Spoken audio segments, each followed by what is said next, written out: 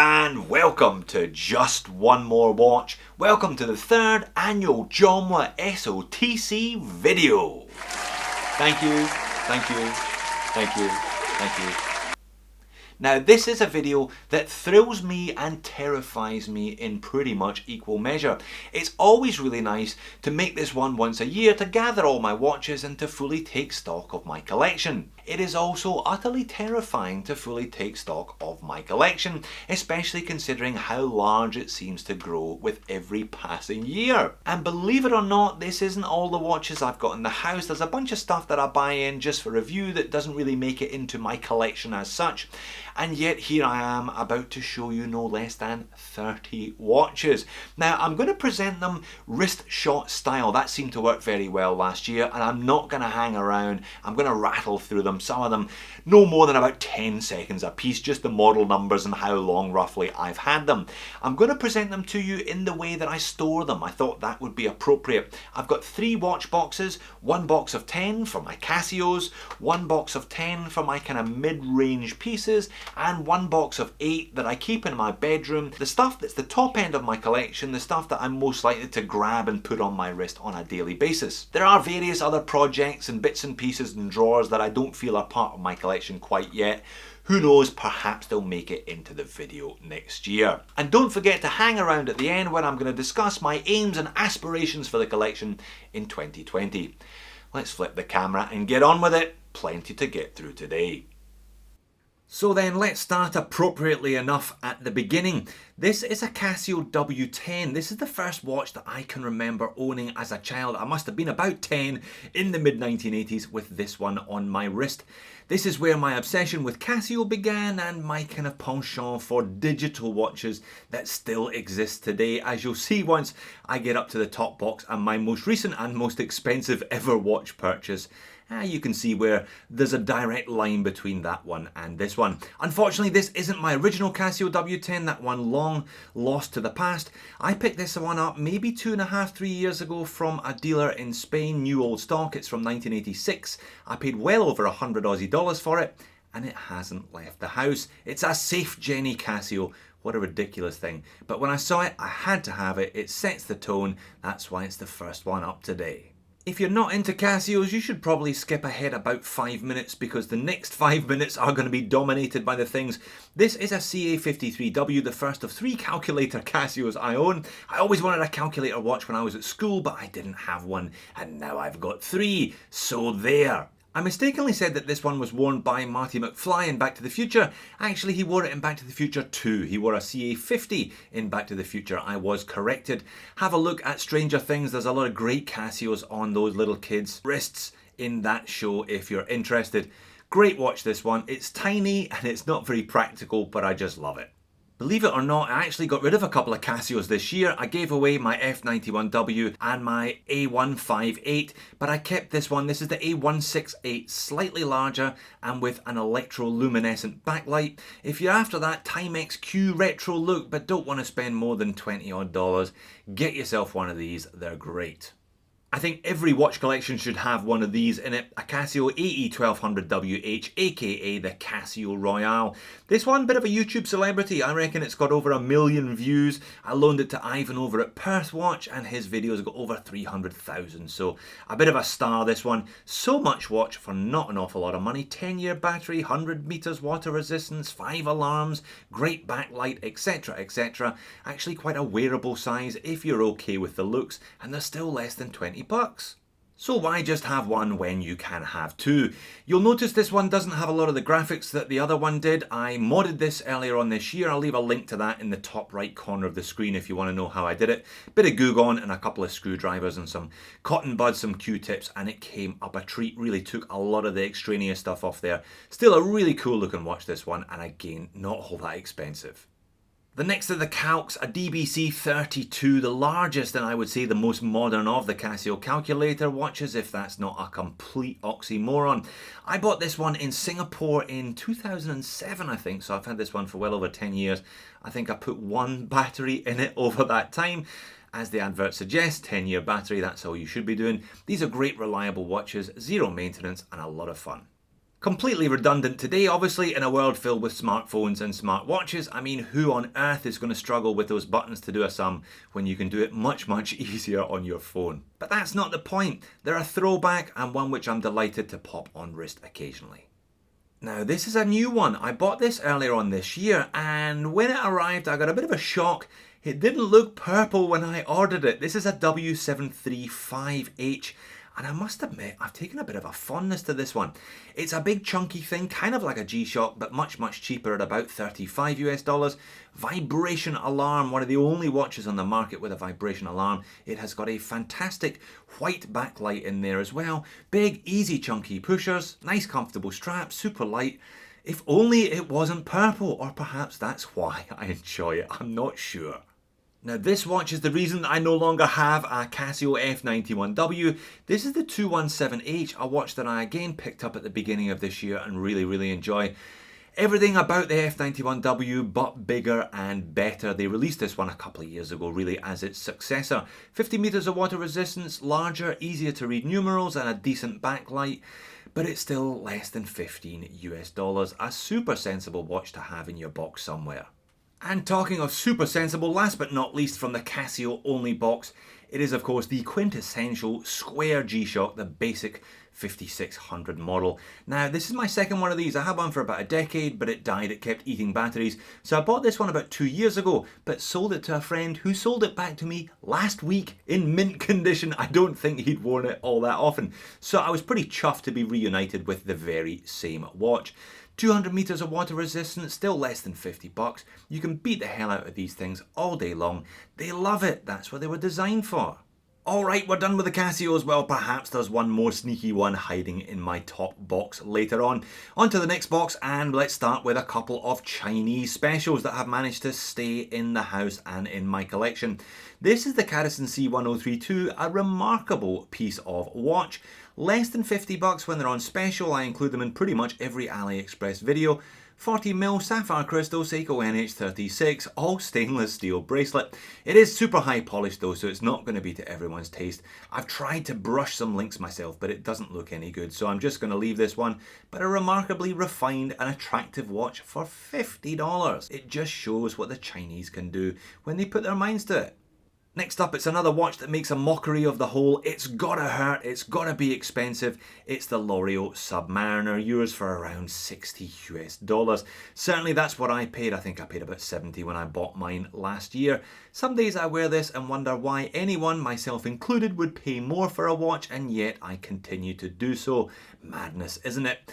No points for design inspiration. It's a Rolex Submariner clone at 40mm, but it's got sapphire crystal, a reliable seagull movement in the back of it. I upgraded the clasp on mine to a nice milled clasp that I got on AliExpress as well. Makes a great beater watch if you want an auto. These are super practical, the subby clones, hence why they're so popular, hence why I've still got one in my collection.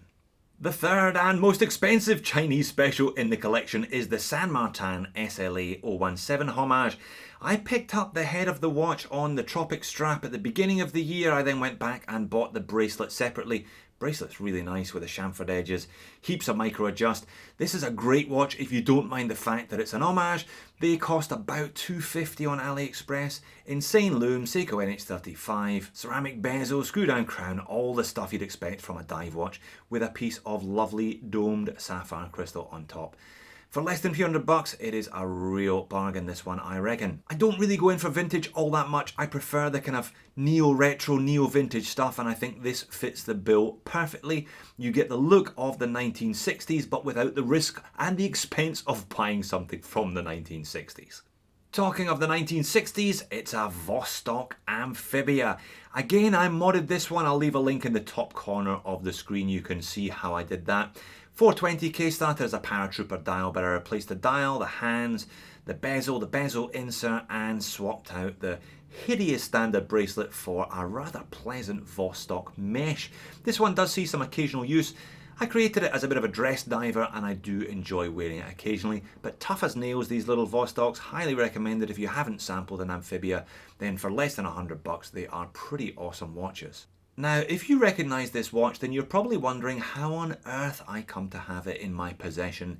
and in my personal collection.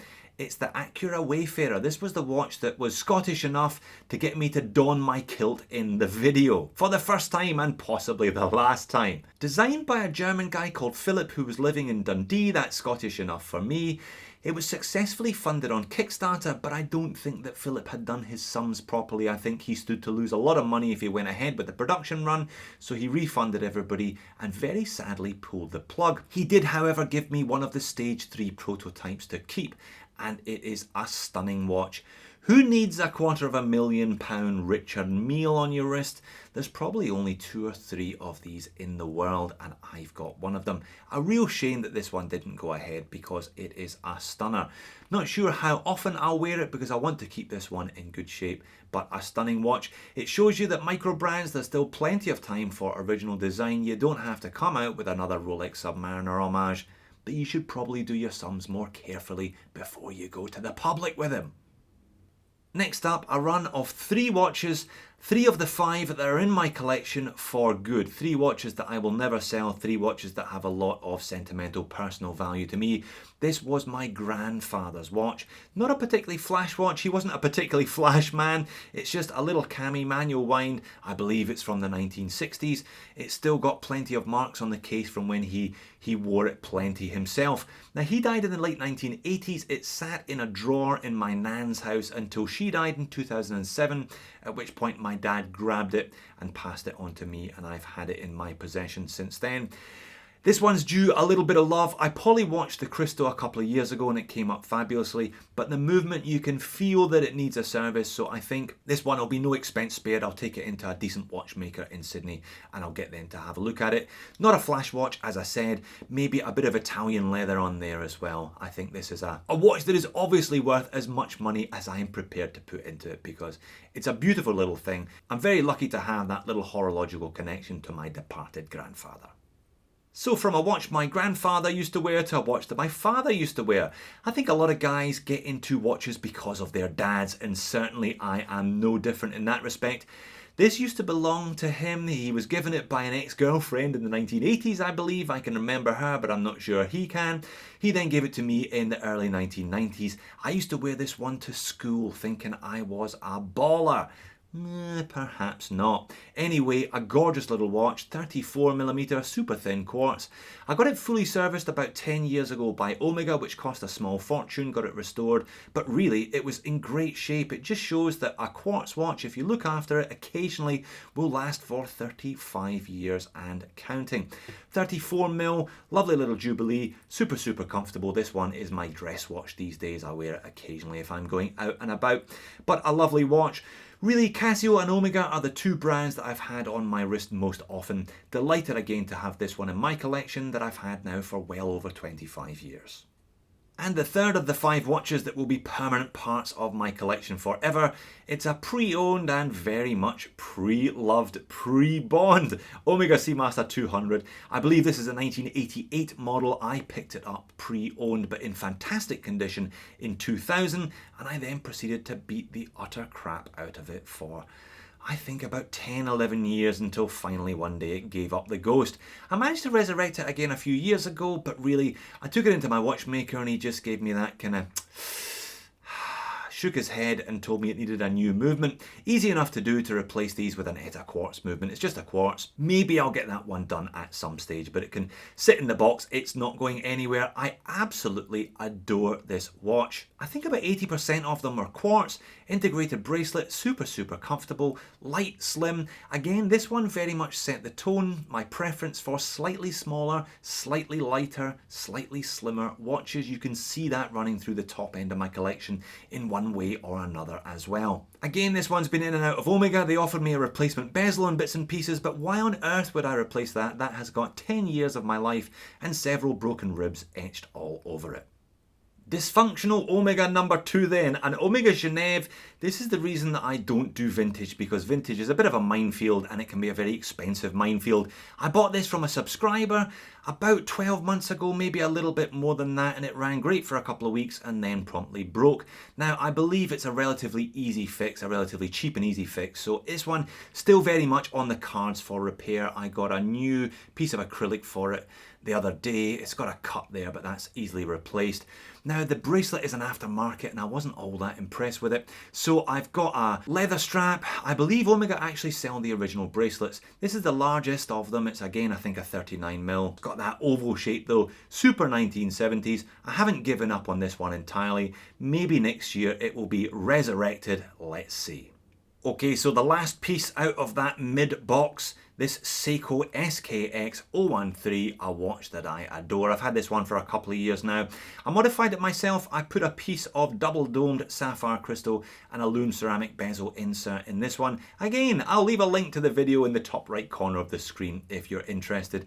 Just such a super comfortable, again, that's slightly slimmer, slightly smaller, slightly lighter than the big boys, the SKX 009 and 007. A gorgeous watch, one that people have tried to buy from me, but I'm not interested in selling it, especially now that the SKX has been discontinued. This one moves between boxes. It does get a fair amount of wrist time. Great watch to take on holidays and overseas with me as well. Really love this little SKX.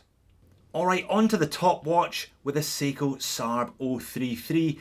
In some ways you could kind of draw a line under everything you've seen so far and just take these 8 pieces as the mainstay of my collection at the moment. As I say, stuff goes back and forth. This would make a fantastic collection, and indeed when I look at it and all assembled in a box, it does make a pretty awesome collection. I'm really fortunate to have this many fantastic watches in the house and in my possession for my use. Now, I bought a Sarks 043 at the beginning of this year.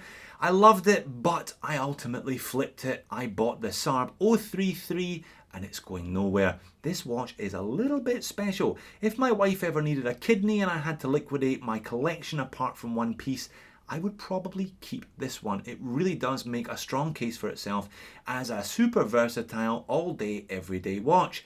If only that hideous bracelet gap didn't exist. That's the biggest bugbear of this watch. I can cope with everything else. The bracelet's not amazing. I don't want to add another 100 grams to the thing by putting it on one of those super huge, super heavy strap codes though, so I'll see how I go with this one. But a gorgeous watch. You can still buy them if you have any inclination to do so. I can highly recommend the SARB. It's the JDM piece that has stuck with me. The last of the Casios, GWB 5600, another square G-Shock, but this one featuring a little more tech than the previous base model. It's solar, it's got Bluetooth that you can control it if you want to. You can control the alarms and the time zones, etc. using an app on your phone, but it's got this bracelet. Super comfortable, adjustable bracelet. A bit of a revelation when I tried one of these on for the first time. The negative display I can take or leave. It does look pretty cool, but it's not super legible. Not bad when you've got polarized sunglasses on. Cracking watch, this one. Definitely worthy of a place in my top box. As is this, the Gerlach Cosmonauta, as worn in space by a Polish cosmonaut in the late 1970s. Look at this thing. Oh, look at that. Super 70s push button LED made in Poland. I have been itching for one of these for about 4 years. I saw one come up on eBay cheaply and I was too tight to buy it at the time. Definitely a bit of a purchasing regret, so I was delighted to be able to add one of these to my collection this year. Pretty basic. Date, seconds, time, that shallot. Battery will last a couple of years, but it does have 100 meters of water resistance.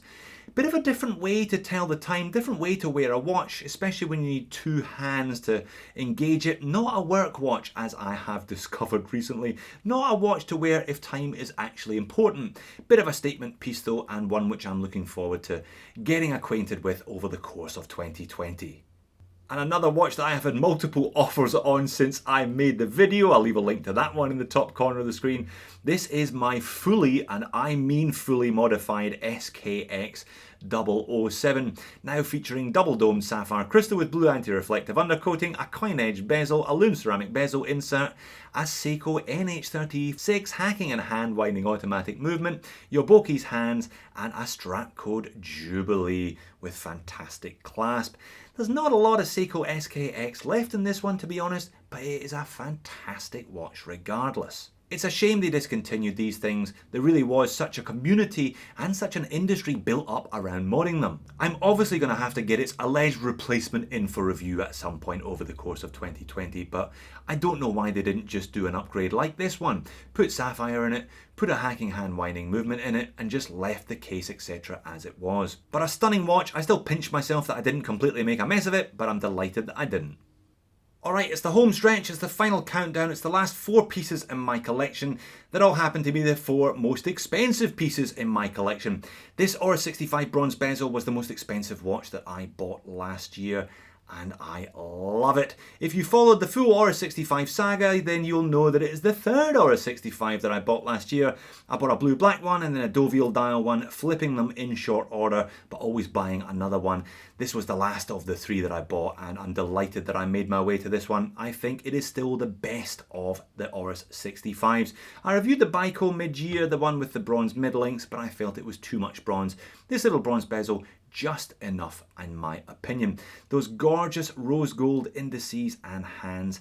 Oris really did something special with this one. It is more than the sum of its parts. I mean, its parts aren't all that amazing, to be honest. It's a base model Solita source movement in here, and they're costing well over $1,000, these ones. But again, like the Sarbo 33, this watch I reckon just has a little bit of magic about it. And it's got that slightly slimmer, slightly lighter, slightly easier on the wrist thing that I really do appreciate. But the big question is, will it survive another 12 months in my collection? Not if Mr. X can help it. He's trying to get us a pair of Black Bay 58s. That's probably the only watch that I would sell this one for. Let's see if it happens. I do love it. New to the channel and my big purchase of 2019, it's a Breitling Aerospace. I reckon this one will split opinion right down the middle. I've always had a thing for these watches though. Straight out of the 1980s, I believe the Aerospace was first released in 1985, and to be honest, it hasn't changed an awful lot. I mean, Annie Digi at that time would have been radical. Today though, it's nothing that you can't get from any of the $20 Casios that I showed you at the beginning of the video. But super light, it's a big watch, 43mm in diameter, but super slim and weighing in less than 100 grams because it is made of titanium. As you can see, it is acquiring a number of scratches, as is my normal way of things already.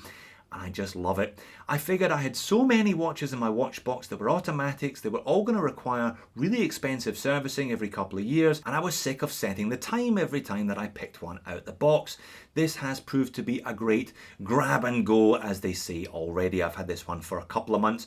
Haven't quite got around to making a review of it. I'm sure that will come in the new year. Not cheap for a quartz watch from the 1980s, that's for sure, but Breitlings are soft as poo in the used market, and I managed to get this one on a bit of a deal from a couple of guys that I knew had bought it. So I'm the third owner, but 2 notorious flippers that I'm mates with, so and I know it was well looked after and I didn't pay more than I was expecting to. But a beautiful watch, definitely an itch that I've been meaning to scratch over the last few years, and again a watch that I hope can survive long term in the box.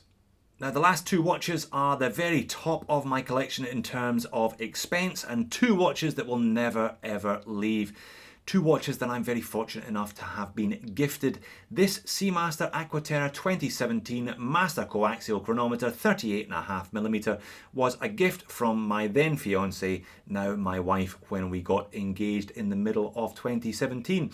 So guys, if you're going to be investing in a large diamond rock to put on a lady's finger, make sure she does the right thing and gets you a decent watch in return. Now the eagle-eyed amongst you may have noticed that this does not have polished mid-links. It came with polished mid-links, but I took it to Michael at Horologist in the Dimmicks building in Sydney, and he brush finished that bracelet for me. And I must say, I am so much more comfortable wearing this watch now than I was when it had polished mid-links. I don't really do high polished, and I was really reluctant to wear this one out, especially on sunny days. It was like wearing a glitter ball on my wrist.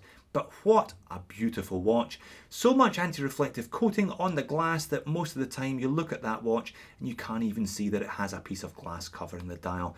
just exquisite. You know, like a lot of guys, I don't have a Rolex in my collection. With all the hype surrounding Rolex at the moment, I'm like, oh, should I get a Rolex? I borrowed Mr. X's Explorer, wore it for a week, put this back on, and the Rolex Explorer seemed very, very plain by comparison.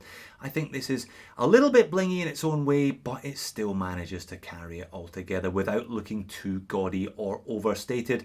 A real Aquaterra, the surf and turf, the perfect one-watch collection, from the boardroom to the beach to the ballroom and back again without swapping watches. It really is an absolute stunner. It's going nowhere. I love it.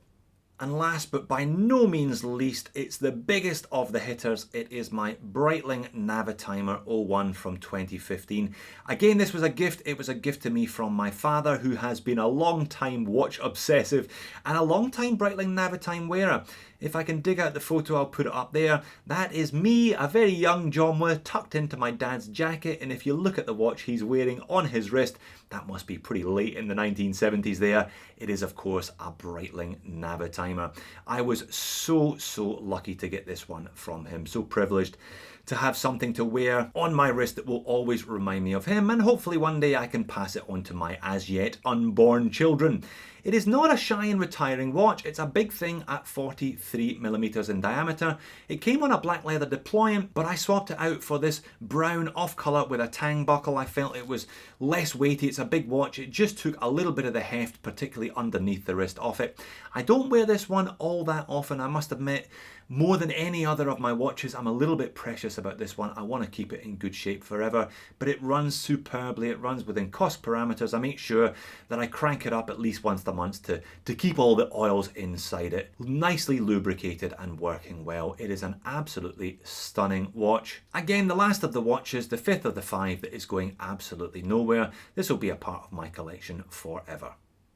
So there you have it, another year, another SOTC video, 30 pieces. What an outrageous number of watches to have in the house. How many watches are in your collection? Please leave me a comment. Try and make me feel better by coming up with a number over 30, would you? I guess I justify it by having a YouTube watch review channel. I can pretty much justify anything that way, to myself at least. And I consider myself very fortunate to have such a broad range of watches at my disposal, from my beloved Casio collection at one end of the price scale to those two Swiss luxury pieces at the other.